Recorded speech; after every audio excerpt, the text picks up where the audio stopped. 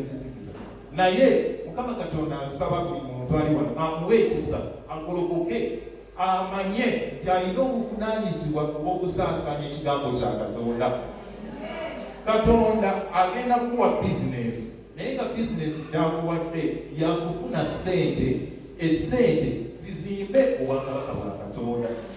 Katonda agenda kuwa omwami, naye ng'omwami gwakuwadde amukuwadde okulagana naye okuzimba obwakabaka bwa Katonda. Katonda agenda kuwa omukyala, naye ng'omukyala gwakuwadde amukuwadde okulagane naye muzimbe obwakabaka bwa Katonda. Gw'oyinza okugamba bwe bikomaawo, manyi waliwo ekyoyo ekibi ekituula mu bantu ekifuga abantu, ekyoyo kya selfishness. Ekyaki selfishness nakyemalira, kano ka bizinesi kange, noonya kasente kange, n'ebintu by'okugaba ebyo simanya kuwaayo kuzimba. Akasente kange kano, akasente kange agaki kazi kawayewazo akasente kange zigamba waliwo kano kange, kano kantu kange, kano kantu kange, Mukama yebazo.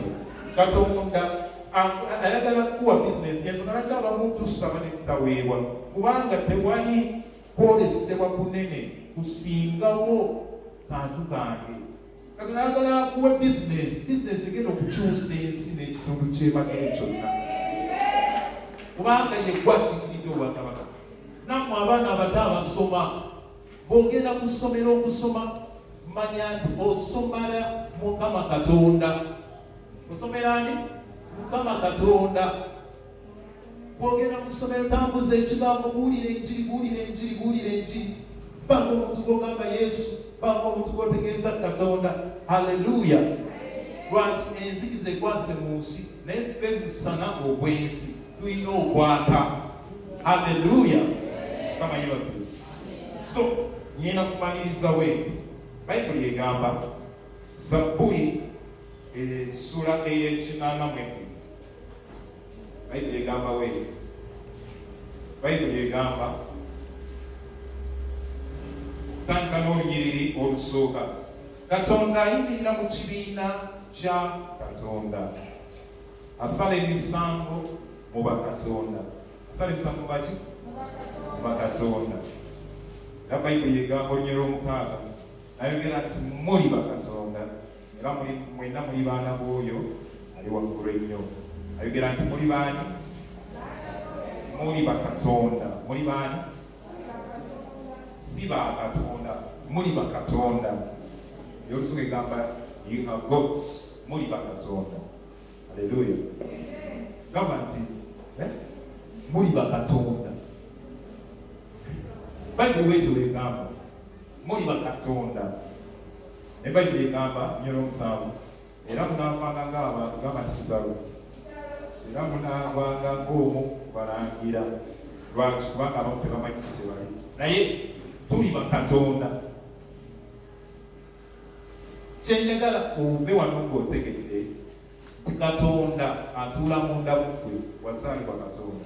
Bayibuli egamba mu Yokaana essula esooka nti bibeere waliwo kigambo n'aba Katonda, kigambo n'aba ne Katonda, kigambo n'aba Katonda.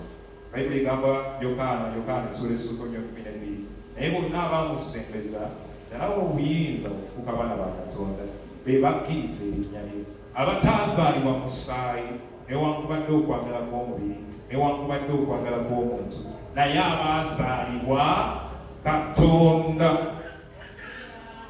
Okkiriza nti wazaalibwa Katonda? Tubayita okubeera born again. Tubayita okubeera ki? Born again. Nga taata ne maama bwe baakuzaala ne bakuleeta ku nsi ne bakugamba nti oli muganda, weddira nkima, omusaayi gwo blood group ki? O. Kama yebaziwe. Bakola obwange ne bakuzaala ne bakuleeta ku nsi ne bakuwa omubiri. Kati bw'ojja ku nsi ne bakuwa omubiri n'owulira enjiri n'owulira enjiri. Bw'owulira enjiri ogenda okuwulira waliwo ekintu kye bayita born again. Kati kye bayita born again kwe kuba nti Katonda yakuzaala. Wangi? Katonda yakuzaala. Embuzi ezaala ki? Nkoko ezaala ki? Ente ezaala ki? Omuntu azaala ki? Te Katonda azaala ki? Katonda azaala ki? Katonda azaala ki? Kati kitegeeza wazaalibwa Katonda ate oli Katonda omubiri.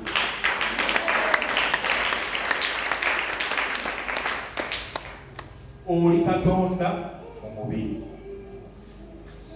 Haleluya.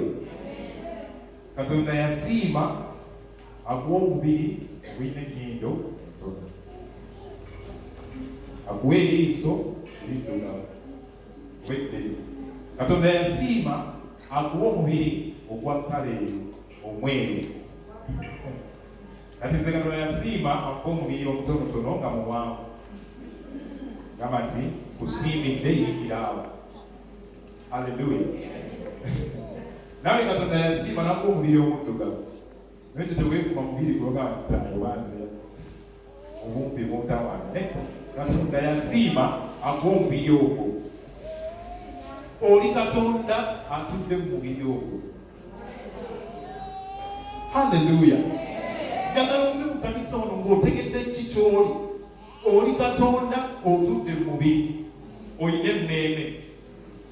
Kasita omubiri gukoowa nga gwe ofuluma ng'ogenda mu ggulu ewa kitaawo Katonda. Bayibuli egamba Katonda asala omusango mu maaso g'aba Katonda. Tegeeza waggulu mu ggulu tujja kubeera ffenna nga tuli bakatonda, Katonda ng'asala omusango ng'atuteesa ffenna nga tufuga wamu naye. Naye olina okukimanya nti oli Katonda otudde mu mubiri, oyina emmeeme. Oli Katonda otudde mu mubiri, oyina emmeeme. Era Bayibuli egamba mu Bakolinso ekyokubiri, haleluya, essuula ey'okutangira 19 nti Katonda yali mu Kristo ng'atabaganya ensi naye yennyini nga tababanya byonoono byabwe, era nga yatuteresa ffe ekigambo eky'okutabaganya. Katonda yali mu Kristo ng'atabaganya ensi naye. Katonda bwe yabeera mu Kristo n'akola omulimu okuyita mu Kristo, kaakano Katonda Kristo n'awangula n'addayo mu ggulu.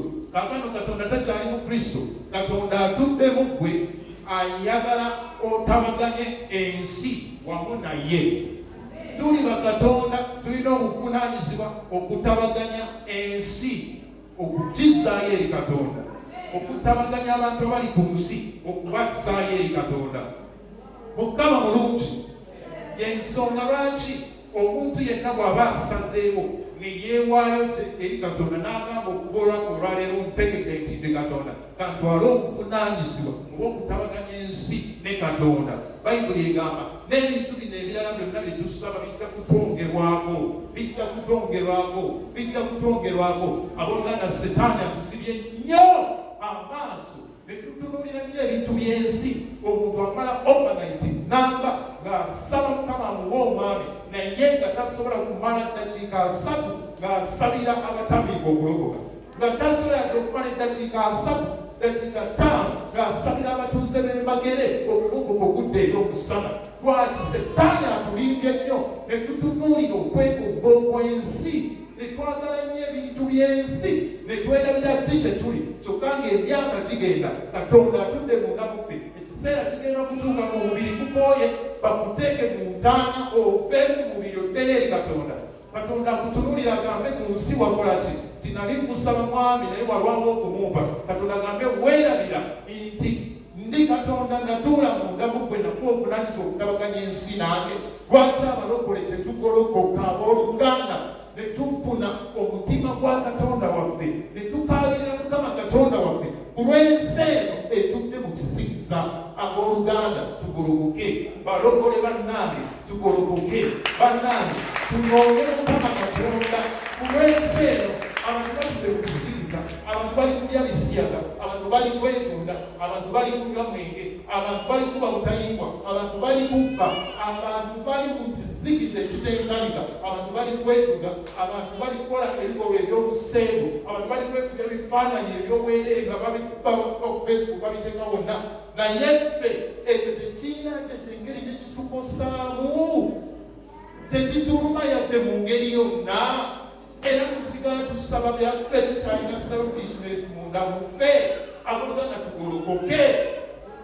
Kino ekintu kinkaabya amaziga nga ndinze ttaaba nga nsaba nga Mukama Katonda nyamba bwe kiba kisoboka beeko omuntu gwengabana naye ekintu kino akitegeere. Singa mu kanisa waneeno wavaawo ne waba mwana muto ng'alina emyaka 10 n'ategeera nti Katonda ntudde munda mu ye, amuwadde obuvunaanyizibwa okutabaganya ensi wamu naye, omwana oyo n'atandika okusaba nga tasabira mmotoka, tasabira mwami, tasabira school fees kyokka, naye ng'akimanyi bwenkola omulimu gwa Katonda omwami agenda kujja, bwenkola omulimu gwa Katonda school fees genda kujja, bwenkola omulimu gwa Katonda business egenda kujja, bwenkola omulimu gwa Katonda ebirungi bigenda kuneeyongerako musooke kunoonye obwakabaka bwa Katonda entegeraagenabinangongerwako. Lwaki abalokole twesibye mu kunoonya n'okusabira ennyo ebintu ebirina okutwongerwako ne tutabeera na mugugu gwa Mukama Katonda. Mukama Katonda tuyambe. Yogera ne Mukama Katonda. Mukama Katonda nkwebaza. Nkwebaza Mukama. Nkwebaza Mukama. Nkwebaza Mukama. Bayibuli egamba muteteni mwenna abakolera abasitoowerera n'abavuza. Kati Bayibuli negamba mutwale omugugu gwange. Habakuuku yafuna omugugu guno n'agamba omugugu gwa Katonda eri Isirayiri. Isaaya yafuna omugugu guno n'agamba omugugu gwa Katonda eri abaana ba Isirayiri. Mukama nsaba wano mu New Life wabeewo omuntu afuna omugugu ogwa Katonda eri abali Amerika, eri abali UK, eri abali Kenya, eri abali Tanzania. Katonda wange kusaba wabeewo afuna omugugu okwaba beetunda ku luguudo. Yesu tuyambe. Mukama Katonda nsaba omugugu ogutule bulungi. Saba wabeewo omuntu ategeera ekintu kino titulina obuvunaanyizibwa obw'okutabaganya ensi wamu ne Katonda. Katonda ensi wakiwa abaana b'abantu bagivuge, si twagivuga wabula ffe tugivuga. Naye Mukama Katonda tutulinde nnyo ebintu by'ensi. Emyaka gitugendako tugaddibwa, emyaka gitugendako tugaddibwa, tetulina yadde omulimu gwe tukola. Okuleka okusaba obusabye byaffe mpaasi. Tuyambe Mukama, tuyambe Mukama, tuyambe Mukama. Yogera Mukama Katonda kugamba akuyambe, kusaba akuyambe, kusaba akuyambe. Bayibuli egamba muli ba Katonda naye mugenda kufaanga abantu ababulijjo. Kitalo nnyo. Bayibuli egamba muli ba Katonda. Katonda yali mu Kristo ng'atabaganya ensi naye. Kati Katonda ali mu ggwe otabaganya ensi naye. Mukama Katonda tuyambe, Mukama Katonda tuyambe, Mukama Katonda tuyambe. Emibiri gino gireme okutufuga.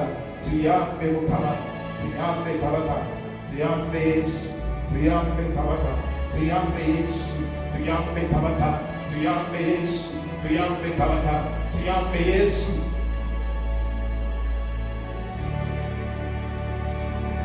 Mu linnya lya Yesu Kristo Katonda wange.